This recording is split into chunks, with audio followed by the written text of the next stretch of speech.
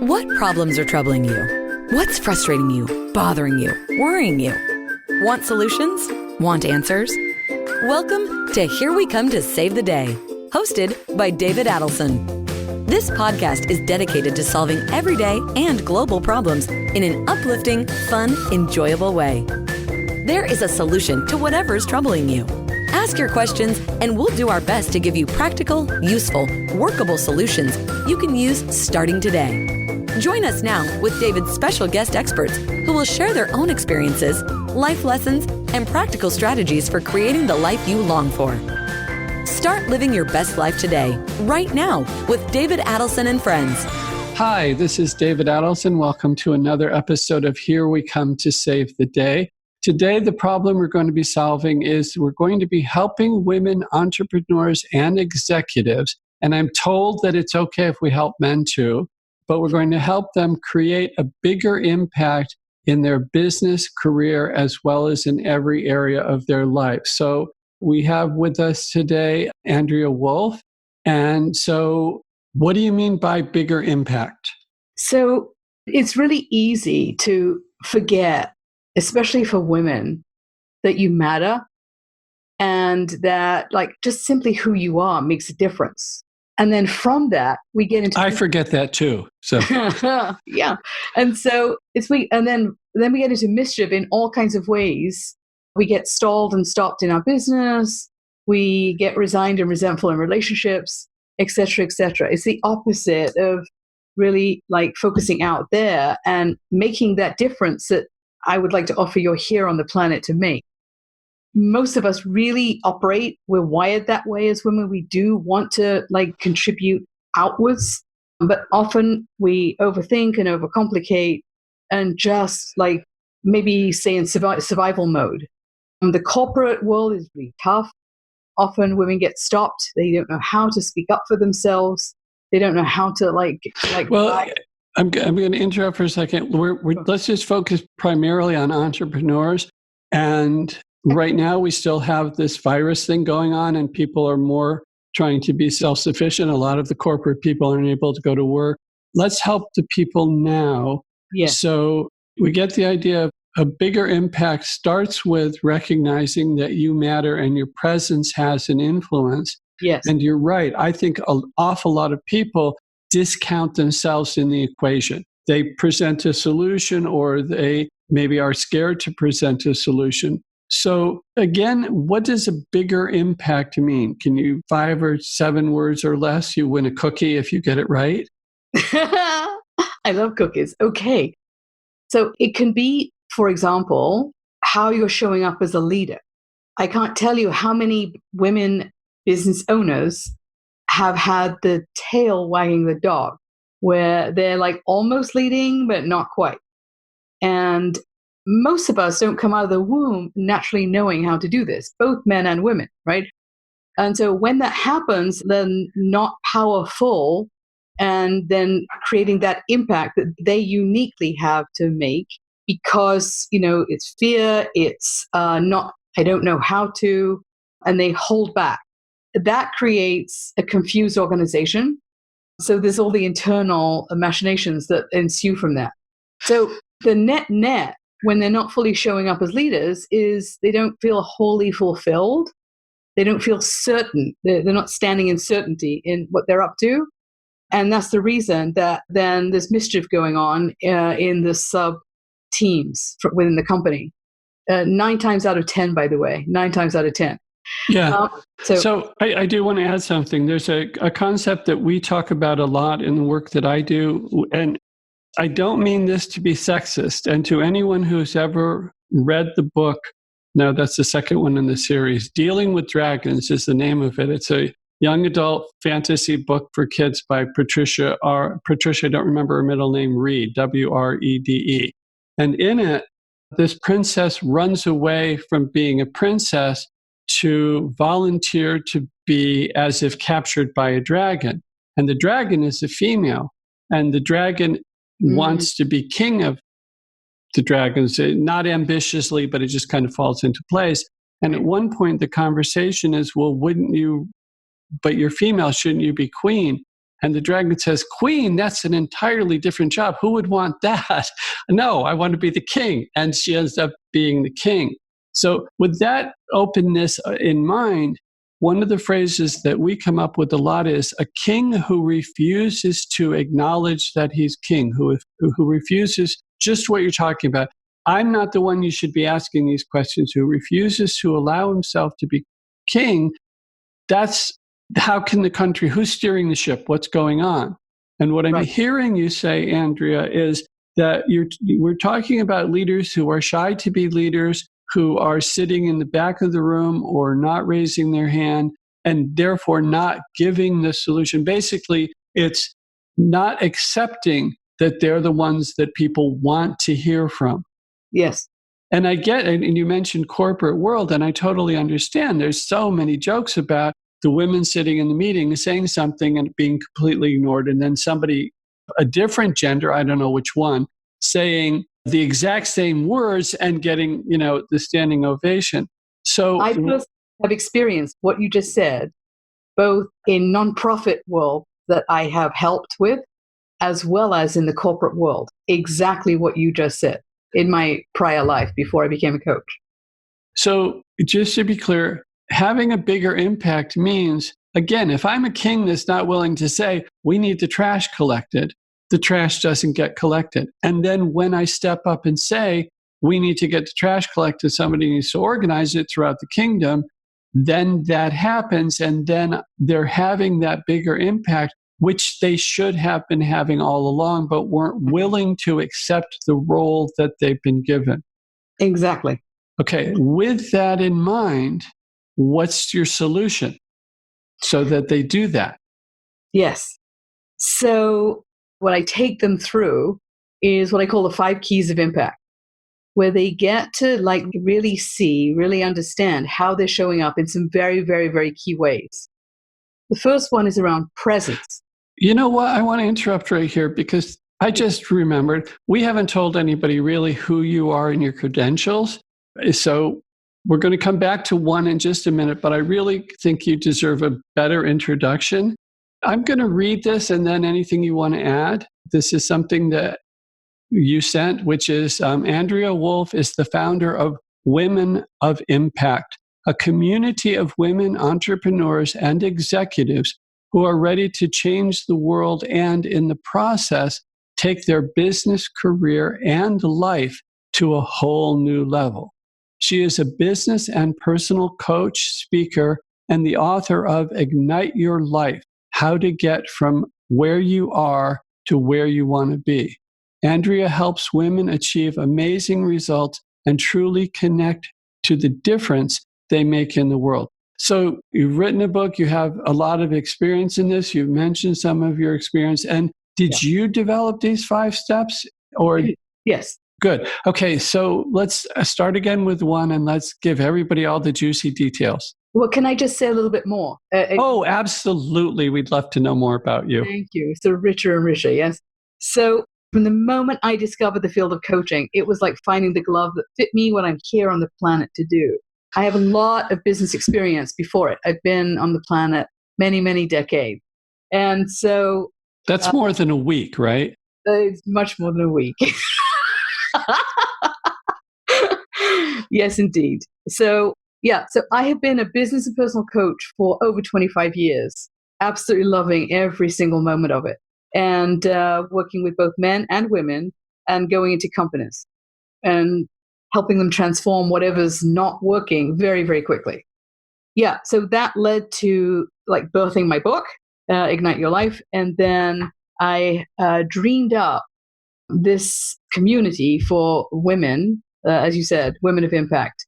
And where that comes from, if I could just share my big vision, because I know we're very aligned on this. So I absolutely believe in the possibility of world peace, no matter what the world looks like right now. I passionately believe it's possible. And in that same breath, what I know it will take is to shift what I call the very masculine conversation that's going on globally, and more women to find their voice, speak up, show up, and shine in the world, so that as they step into greater leadership, greater contribution, as a community, this is what my dream is, right? To really shift this conversation that currently exists, which is, no such thing as world peace, and that it becomes entirely possible. Women are all about connection and collaboration community, which is the subtitle of Women of Impact.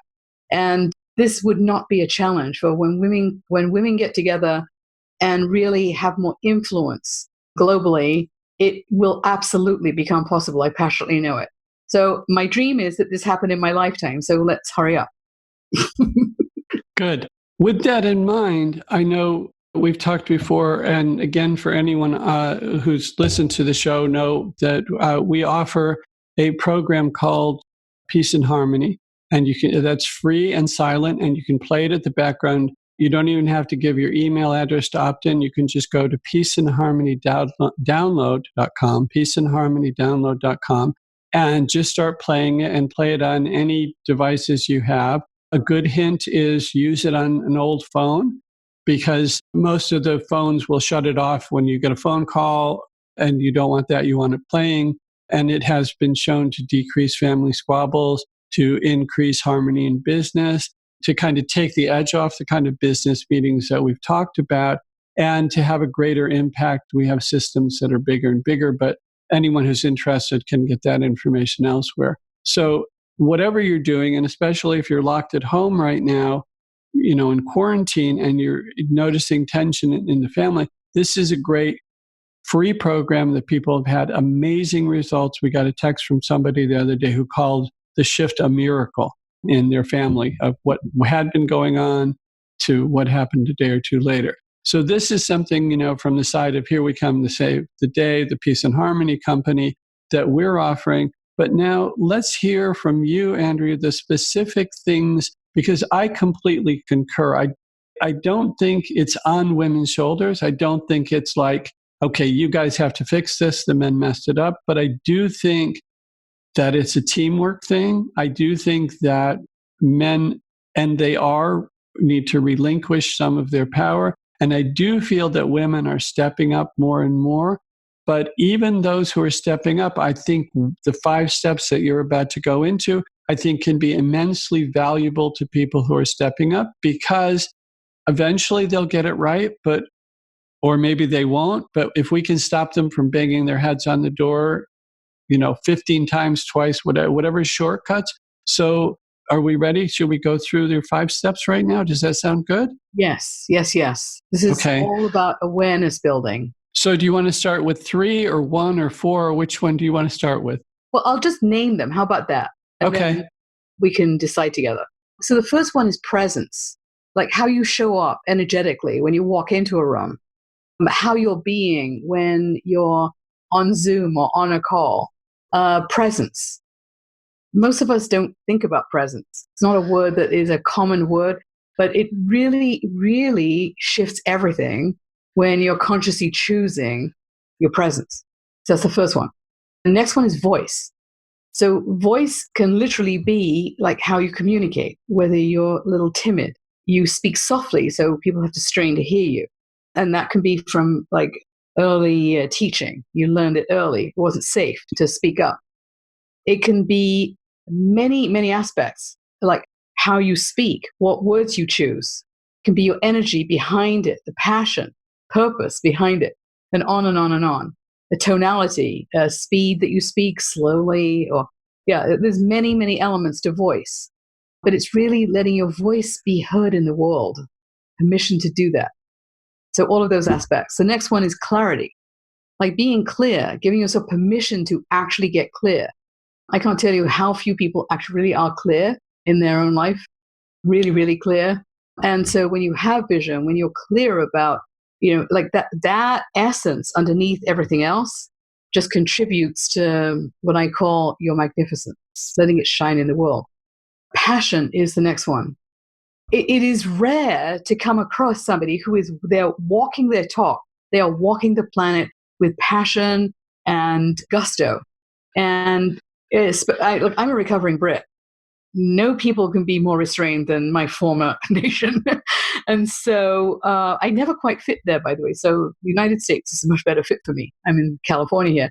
So that idea of passion, permission to discover what you're passionate about, maybe live your passion, be passionate about your passion. It is honestly, it's more rare than common. And as we give ourselves permission to go there, no matter what the world looks like, right? Because this is going to change the world, ironically. I love irony. So, and then the last one is authenticity.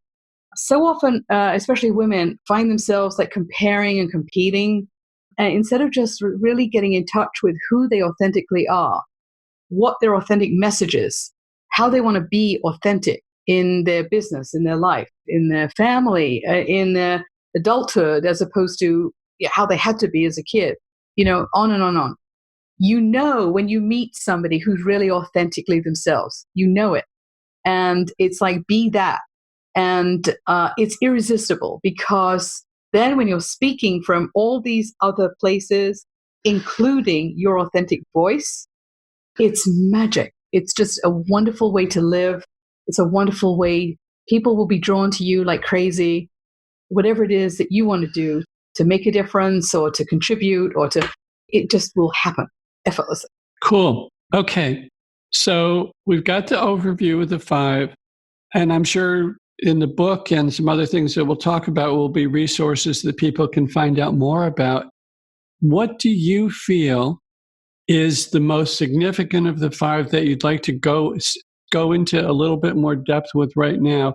How do people get more clear? How do they give themselves permission to be passionate about what they're truly passionate about? How do they understand? In many cases, authenticity is a challenge, and this kind of pairs with clarity. We often don't know who we are once you remove the advertising, the schooling, the political, whatever it is that's going on, the mother, the father, my sister moved away and didn't talk to my mother for 17 years at one point in her life because she was trying to figure out who she was. At one point, she realized that she didn't know what her favorite color was because she believed that her favorite color was what my mother's favorite color was. And my mother was a very powerful woman with a great deal of presence and very often a great deal of clarity about what she's doing. She definitely had an impact in many areas of society at a time when civil rights was an issue and the Vietnam War was an issue, and even at the synagogue. But then that presence kind of crushed, my sister, so that she had to explore that. So, and then, the ability to give yourself permission to be there and to know that you're supposed to be there, this idea of presence and not consciously thinking, I should be doing something else, whatever that calling may be. And I forgot what the second one, but of these 5, what was the second one again? This voice. Yeah. Okay. So of the 5, if you want to start with one that can have the biggest impact in saving the day and helping the people today, let's start with whatever one you want to go into, and then we'll see as time allows, we'll see how much we can give onto the other one. So what's your number 1 pick for the biggest impact in the shortest time? I would say, particularly today, passion. Okay. Because, in the current times that we're in, it's looking very gloomy out there. And it's easy to go there and forget your heart, your soul, and be in reaction to as opposed to causing and creating. Be proactive as opposed to reactive. Can you give me like a specific example that someone might be encountering right now? Yeah. So we're all, or those of us in many, many states here in America, we are at home. And then the next day we're at home. And then perhaps going out for groceries, but we're at home, right? So it's easy to get caught up in just merely reacting to that, feeling low, feeling lonely, perhaps. I'm working with people to actually create fun. And it sounds like totally counterintuitive. What do you mean fun right now, Andrea? But really to like remember their connections and community and finding ways to actually generate with and for them so that they're not just sitting waiting to be stimulated by somebody else. So passion, when you get in touch with really what you're passionate about in your life, so it's not necessarily some big cause, but you could say that family is most important to me. Okay, so then be in the inquiry, like how can I create community, create family in this current moment right now, and have them really get how much I love them, how important they are, how grateful I am. Like, pick your adjective, right? That's on the positive side of the spectrum. And answers will come to you by the inquiries that you're creating for yourself, right? So if you take that with some energy, then you will enroll your family to then be more proactive back. It just is how it works. It's the forces of energy in the world, in the universe. So become contagious. You understand? It's not merely like, it's so easy to get sucked into just watching the news. Most of it is really negative, and it's very real. I'm not saying be in denial, but I am saying really, in addition to, make sure that you're taking care of your heart and your soul. If you're passionate about or concerned about, let's say, the elderly, like, say, even from home, how could you make a difference? Who do you know who might be an elder who's lonely or who's isolated? Seek out how you can take that passion and actually bring it to life. Okay, here's the thing. I completely agree. And I agree that a lot of people will say, and I hope this helps, a lot of people will say family is the most important thing. But then the horror stories that we've all heard about Thanksgiving, when the family gets together and what goes on and stuff. And I think part of that is because people are misdirected. So if what's most important to me is my family, then it's the harmony and the relationship and the mutual appreciation and the support of each other. It's not the turkey, the dressing, the placemats. It's not all that. And so much of that holiday stress is about meeting the standards of society based on a Norman Rockwell painting or whatever. This is what Thanksgiving is supposed to look like. And I know for myself that there were some very special moments of celebration in my life that I was so concerned about meeting the social criteria that I absolutely failed to enjoy the moment. Right. So with this in mind, and I think for a lot of men, to be honest, family is important. They don't always go there. They go to work. They make the sacrifices that they make in many cases, not being with the family. They make that sacrifice for the family. And I think when we talk about the passion, if family is most important to us, and for most of us, it should be, family, community, and then nation, and then world, we just expand from there. But I think the first thing is not just my family is most important to me, and then, okay, now I got to get the kids to school.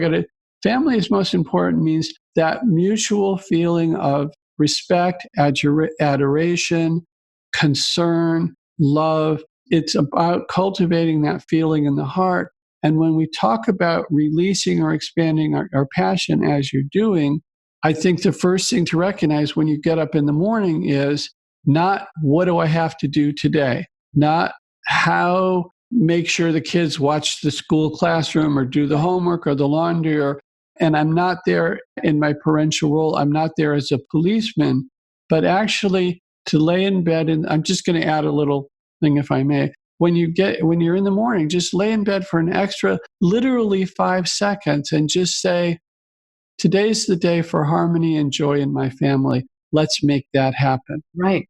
And then from there, as you go through the day, keep coming back. So what if there's a sock on the floor? If bringing up the sock and making a big to-do about it causes a disruption in the family harmony, you've lost what's most important to you. Yeah.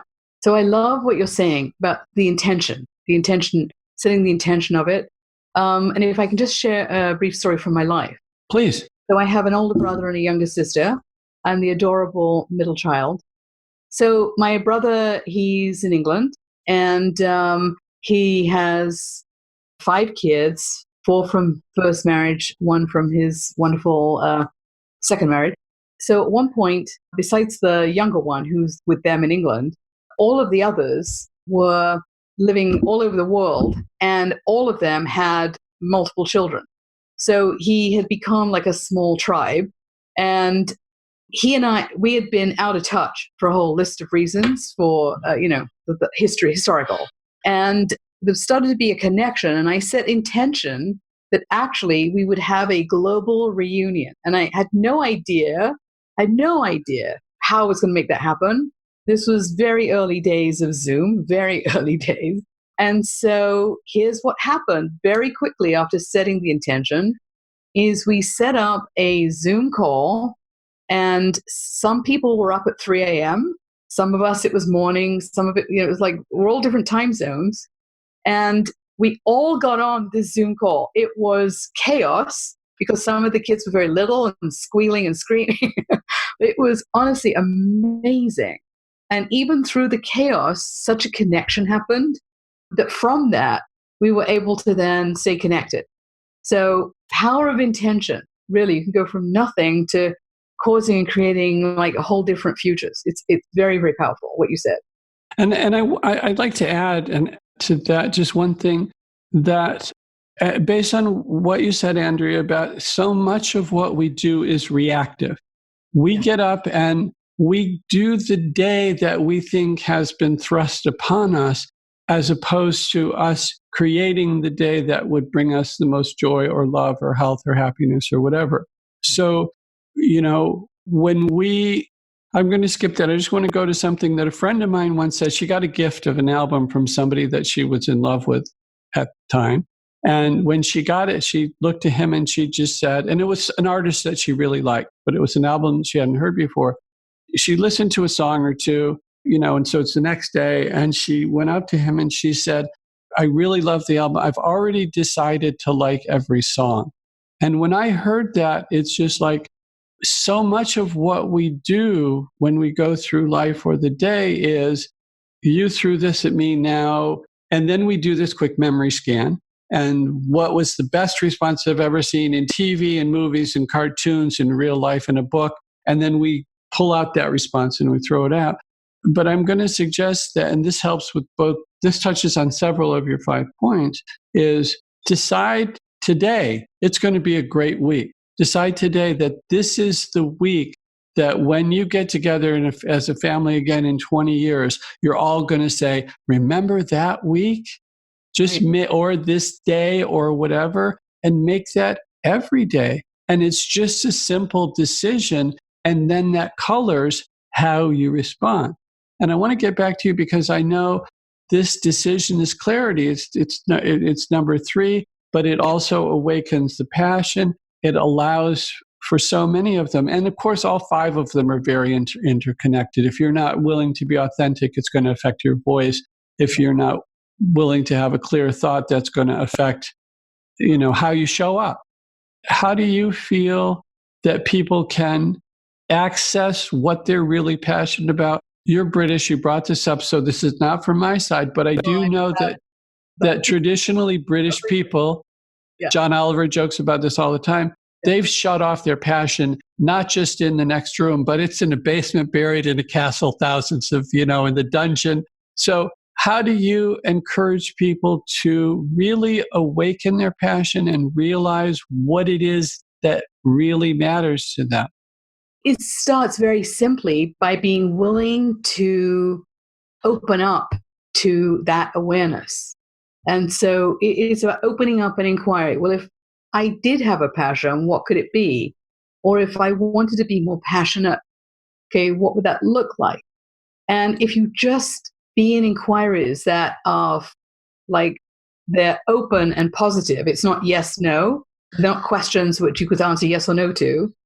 But let's say you decide, I do want to find more passion or be more passionate in my life, either or, right? And then, well, where would that be? I be more passionate about my business, be more passionate in my marriage, have more passion with and for my children, et cetera, et cetera. I'm just naming a few here.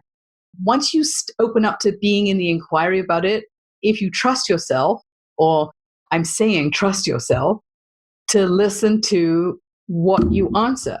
And no stressing and pushing on this. It's more of an allowing process. Allow your mind, who's hungry for this wonderfulness, right, to actually answer you. Or you could just, if you like pen and paper, you could, pick your favorite notebook and then just say, okay, I'm opening up an inquiry and just see what comes and jot it down, because your mind may want to cancel it out so you forget it.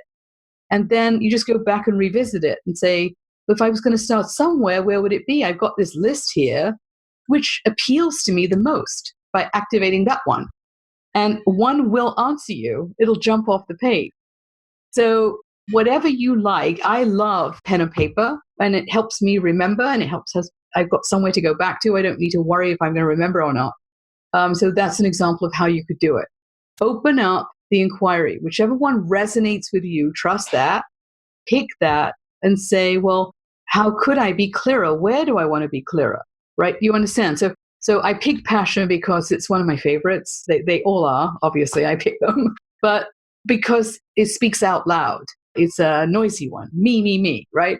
And look, in these times, it is up to you, each one of us, right? It is up to you to have your life be the way you want it. And I know that sounds crazy as we're all home, but really, I mean it. Here's a fictional example I use when I'm talking to brand new client, first conversation. Where you choose to focus determines your experience of life. It literally does. And the fictional example I give is, and let's say two people standing side by side have just gone through the same dramatic event, a tornado, a fire, something like that. And there's been, thank God, no loss of life. However, they have lost everything. They've lost their home, the possessions, and they have the family. They have them safe. One is bemoaning their fate. Why me? Like, how could this happen? What am I going to do? Negative. And totally, by the way, understandable in that circumstance. Totally understandable. The person by their side, alternatively, is looking around to see who they can help. It's not about one being better or worse than the other. More good, less good. It's not that. It's not a comparison game. The point I'm making here is that each one of us, you always have choice, and it's where you choose to focus. So right now, with all of us at home, a lot of entrepreneurs are sitting back and worrying. And again, completely understandable right now. However, I challenge you, actually look for the opportunity, because let's say you get creative, and for the peeps you serve, there's a virtual way you can be doing something with and for them. So where you choose to focus determines your experience of life. That will haul you out of worrying, out of negativity, and into powerful action. This is the point. It's not just it stays in your head, it's what you do with it. Yeah, so there's a couple points I want to bring up just to clarify about passionate.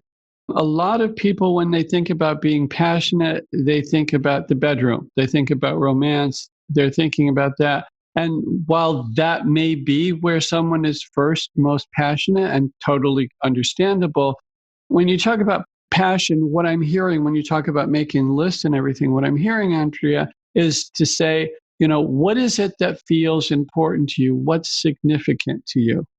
So I grew up a neat freak. I just liked everything precisely where it was, so much so that when I went to college, I had a little bowl that I burned incense in that was on a shelf by the door in my dorm room. But so much so that my best friend walked in one day and he picked up the lighter right next to the incense and he flicked it and he pointed to the flame and he said, "Perfect height." And he did it as a joke, but he also did it to point out that I had in fact sat down one afternoon while I was putzing and doing things and said, well, what would be the perfect height of the flame in this disposable lighter so that it doesn't use up more gas than is necessary, but lights the incense the fastest. So this really intense level of orderliness. And then I married this woman who orderliness was not her forte. She had so many wonderful qualities. And one day, and so after we'd been married about 4 days, we had a 2-year-old son. I walked in and I just looked and the house, the living room, the kitchen, everything is a complete disaster. It looks like a mini typhoon has gone through the room. There's stuff all over the place. And I've been dealing with this for 4 years and not necessarily kind in my kind of this was a really strong passion for me. It was something that was very important to me on one level, but on another, but I just looked that day and I just thought, okay, I have a choice here. I can't change her, but I can change me. I can choose to either be happy because she's this absolutely amazing woman, which she was and still is, even though we're not together anymore. She's this incredibly powerful woman. You met her at the New Media Summit also, but Laura Adelson, and she just, for those who are interested, you'll have to find it on Facebook or something. It's certainly on my post, but she just released this incredibly powerful healing to get rid of the virus or to protect you from the virus. Just look on my Facebook post to find it. So I'm in this situation, I'm looking, and I've been frustrated in raising my blood pressure for 4 years about something that I clearly have no control over. Right. I'm working full time or going to school part time at the same time I'm working. She's taking care of the kid and doing the grocery shopping. She's doing everything. And this is not her strength. And I realized that I have the choice that I can either be grateful and happy with what's the rest of the life, or I can choose to be upset about this. And I just decided I'd rather be happy. I'll let go of the neatness concern. So now I'm a slob. But the point is that, we get to make that choice. We get to decide, am I going to be, how do I want to respond to all of this? I just thought that was something that, especially in this current moment of cooped up at home, but even so after that. Always, yes. Yeah. And I love what you talked about the houses burned down. There's a third option, which somebody just goes into gratitude. Thank God nobody was hurt. Thank you for, and there's so many different ways to interpret it. And you're absolutely right that how we choose to respond is entirely up to us. And when we take control of that, that affects our presence, that affects our voice, that affects what we're here to do. It certainly allows us to be more passionate. And the last one is which one again? Authenticity. Authenticity. And it certainly allows us to be authentic. I want to clarify one thing, if I may, which is what I started to talk about the passionate thing. Sometimes the way to discover passion is for what is important to me. And that's why I told that story. What is it? It's not that I was passionate about being clean. I was neurotic about being clean. What I was really passionate about was love and harmony and happiness. And when I realized that I have this whatever block, and funnily enough, my mother asked me sometime later when she was visiting, she said, how come you allow it to be messy like this? And I said, it was a choice. I could either be happy or I could go through this. Yeah. Many, many, many years later, my sister and my mother lived in the same complex in this beautiful town in Western Massachusetts. And so they both had private places, 50 or so many units in the place, whatever it was. But then my mother would stop in and see my sister regularly. And my sister had been, I don't want to use the term hoarder, but she had been the only person in the family who stayed in one place. So every time the rest of us left, she ended up with more furniture or photo albums or whatever. And she was very kind and loving. And she just said, well, I'll hang on to them for you. So at one point, she lived in a 3-story house with a basement, which they had managed to completely fill with most of other family members' stuff, plus their own stuff, she and her husband. And then they moved from that into a small 3-bedroom unit in this place. And so it was overflowing for years. And my sister has literally spent decades whittling out all of that stuff, more than a full-time job. But my mother used to come down and be, so maybe we see where my neuroticism about needs to come. She just would come down and say, can't you keep this place clean? And that wasn't my sister's priority. She was happy with her husband. She was happy with her art, which was her business. And my mother kept saying, if you don't want to do it, let me do it. And so at one point, my sister finally said to my mother, and my mother's in her 70s now. and she's in 60s or 70s. And my sister says, okay, you want to clean it, clean it. So my mother gets up and she comes in at 10 in the morning and she cleans for like an hour and a half. And then she takes a break for lunch. And she has realized that it's overwhelming. She's older, exhausting, and she never went back to finish it, but she also never mentioned it again. So, Great story. Good. I think as much as I'm enjoying talking to you, I think we should kind of begin to wrap up. I think you have some resources to help people. I know we've only touched on the 5. I know that there's a huge volume of information that you can help people through your coaching programs, through reading your book, your own podcast that can help them. So why don't you give us some resources and give us some resources. Let's start with that. Thank you. All right. So 2 things. One is my podcast is Women of Impact, Amazing Women with Inspiring Stories. And this is because we get whatever the it is to get much quicker through story. And so that's what I'm doing. I'm having amazing women share incredible stories in my interviews, as well as some episodes from me giving what I hope you'll find to be great content to help you through your days. So there's my podcast, and then I have a gift, a special gift. And so this is a blueprint of the first section of my book. So here's my book, Ignite Your Life, How to Get From Where You Are to Where You Want to Be. And the first section is... By the way, that you won't see the image on the podcast, but those of you watching the video will. So just a reminder, sorry. Go ahead. So it's Andrea Woolf, WOOLF, and then you'll be able to find everything from there. And by the way, we're going to have all of these links will be in the show notes. So the link to your podcast and everything you're talking about, the links will be there as well. Yeah, good. So the link to my podcast is andreawoolf.com/podcast. And the link to what I'm about to share, the gift, is andreawoolf.com/blueprint. So this is the blueprint of the whole first section of my book, where I take you by the hand and help you really get all of the many obvious and insidious ways that you're holding back. You're holding yourself back. So this is what's getting in the way of anywhere in your business and your life where you want to actually be, moving forward, expanding. Everything starts with awareness, right? So I literally take you by the hand. It's very gentle, and you'll get some great clarity from this gift. Good. So thank you for that.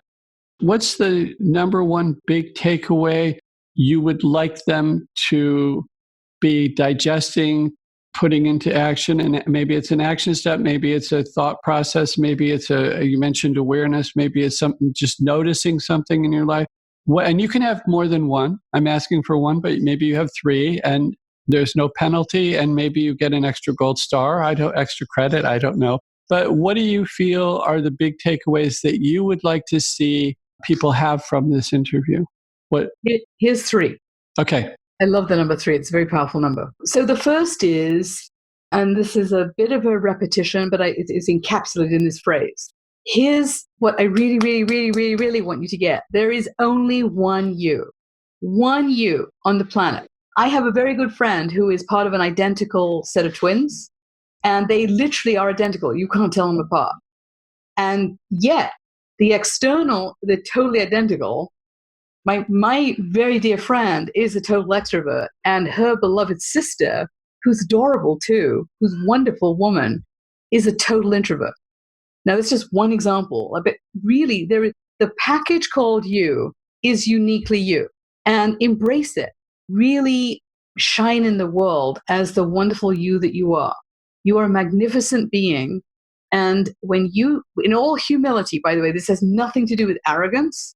When you embrace your magnificence, when you get this only one you, then how am I my best me? Where can I show up better, clearer in my world? And then you really just start to feel great about yourself. You won't be able to help it. You will not be able to get in your own way. So that's my first one. The next one, these are times to get creative. And let me tell a quick story here. My mom is 92. And these are times where I cannot go visit her in the small group home. I cannot go visit her in the small group home. And when she was taken to ER with some things that luckily turned out to not be anything serious, I could not get into the hospital, and I definitely could not go be by his side. With dementia, that was very, very worrying for a moment. I'm happy to say, knock on wood, she's back home safe and sound. So getting creative, it took everything I had to find the person, the nurse, the walking angel nurse, who was actually taking care of my mother.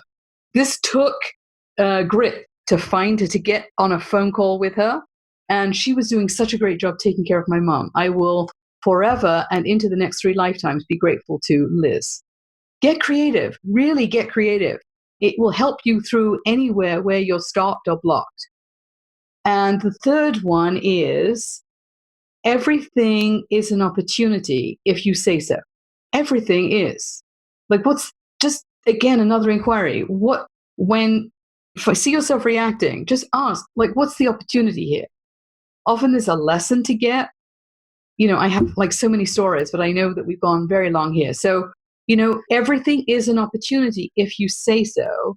So I challenge you to start looking at things like opportunities, and then watch what happens. You'll get creative, you'll be in action, and amazing results will naturally follow. Perfect. I'd like to add one thing to that, especially to the first point, which is, and I don't know to what extent, just the thing is, you have permission to be you. And I know you will echo that in all that you do, that you have permission to be you. And when you allow yourself to be you, you will start. None of us see ourselves the way others see us. And as you allow yourself permission to be you, and take it, again, I concur completely. This is not about ego. This is about, these are the groceries I have in front of me. What do I want to make with it for dinner or for lunch or whatever? And it has nothing to do with, wow, that is the best head of lettuce ever, and it's so amazing. It's not about that at all. It's about, these are the tools. These are the passions. This is the voice. This is the presence when I allow myself to be present. This is what I can offer to the world. And as for opportunities, right now we're in a very interesting time in the world, but fortunes are being made and impacts are being had. There's a number of coach leaders and people in related development industries and other industries who are literally giving away basically the shop right now, try to help people. And their feeling is, I have this huge impact on the world. I'm not going to worry about the other end of it. I'm not going to worry that all of my live events have been canceled. What I'm going to do is I'm going to serve in the best way that I can in this moment, and service to those listening. Maybe your family, it may be your business, it may be the passion of the message or the tools that you can offer the world that you're offering through your business. It may be the impact that you want to have on others. Again, there are so many people who just need their minds turned around about what's happening right now. This whole idea of an apocalyptic future is, to be honest, unrealistic. I don't think the world's going to go that way at all. I think nature is doing things like giving us this virus that's making everybody take a break and breathe again and letting the air get fresh again and all of these things happening. I personally believe we're headed towards a glorious future. Now, maybe your mission is you're also an optimist. Share that. Get online, social media, whatever it is, allow your passion, allow your vision of the world. And if your vision is, I have this fear or I have this worry, maybe your role is, so many healers and so many famous people who have made huge impacts have done so because they overcame X or Y or whatever. So, I really want to thank you for being here. I think you have a lot to offer. I encourage people to listen, obviously, to our podcast, but also to yours. I want to give one more thing, which I think might help people become a little more aware of what their passion and their authenticity is. We have a program called Forever in Flow, and we have a free quiz online that people can take. And it's to help you find out how in alignment, how much of you're presenting to yourself.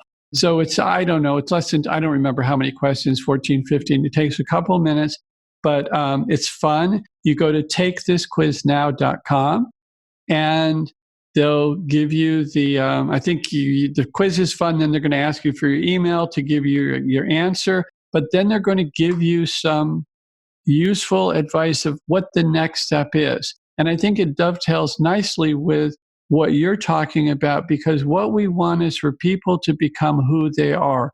What we want is for people to be empowered and to really express their unique individuality in a world, because otherwise we just have a one color blanket. And however functional it may be, how much more fun when we add all the different colors and the flavors and the tastes and the smells and the sounds and just the brightly lit Mexican, Moroccan, Cuban, whatever, South American. Yes, the all white shirt, black tie, black pants, oboe section from the Boston Symphony. I'm mentioning this because I used to go to symphony a lot, and then they had this group from South America come, and they were so colorful and so energetic and so dancing and so passionate and lively and all over the place. And I looked and I just said, God, how much more energy there would be playing Beethoven's Ninth, playing Ode to Joy, if they would allow that level of excitement and color and splash to be there. Right. So I'm encouraging people, and I know Andrea is as well, and we're talking men and women, to let yourself be yourself. Let all your unique qualities really flourish. And whatever qualities you don't want, get rid of. Whatever qualities you want more of, become that. It's all up to you. I want to thank you so much. I really wanted you to have the last word. So one more shot. You get to have the last word. I just want to thank you, David. This has been so wonderful. We went far and wide together. It was extraordinary. Thank you. You're so welcome. Thank you for being here. Again, it's AndreaWolf.com/podcast for the free gift she's giving you. It's AndreaWolf.com/blueprint. AndreaWolf.com/blueprint for the free gift today. Yeah. We wish you all well. We wish you all more empowerment and strength through now and always. You have permission to be who you are. Allow what you care about. Start watering that plant. Very good. Thank you so much. We'll see you next time on Here We Come to Save the Day. Thank you for listening to another helpful, fun, and life-changing episode of Here We Come to Save the Day with David Adelson. To access the show notes and additional resources, go to herewecometosavetheday.com. If you've enjoyed the show and find it helpful and fun, please leave us a review and share with a friend. Tell us issues troubling you or questions you have. We're here to help you. That's what Here We Come to Save the Day is all about. Till next time.